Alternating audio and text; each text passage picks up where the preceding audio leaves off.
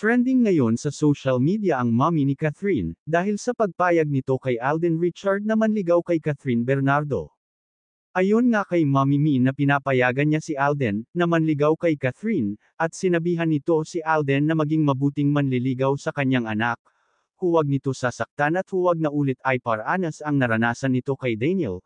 Dahil kung ating maaalala na may trust issue na si Mommy Min sa dating nakarelasyon ng kanyang anak at ayaw nitong nakikitang nasasaktan ang kanyang anak, at ito ay inamin ni Mommy Min sa isang interview sa kanya at pag-post nito sa social media.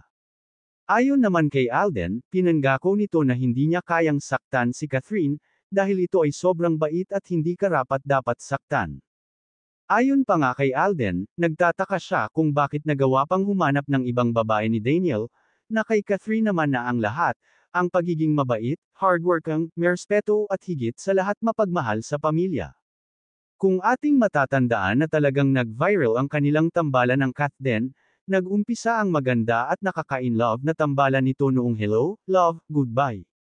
At ngayon meron ng Season 2 ang kanilang dating pelikula na gagawin nila sa Canada, kaya ang kanilang mga fans ay talagang nag-aantay sa kanilang status, kung kamusta na nga ba ang kanilang pag-iibigan. Ang pamilya ni Catherine Bernardo ay talagang suportado naman sa kanilang dalawa ni Alden, boto sila kay Alden dahil sa pagiging merespeto, magalang, mabait, mapagmahal at higit sa lahat isang gentleman, talagang ginagalang nito si Catherine Bernardo kung ano nga ba ang magiging desisyon nito.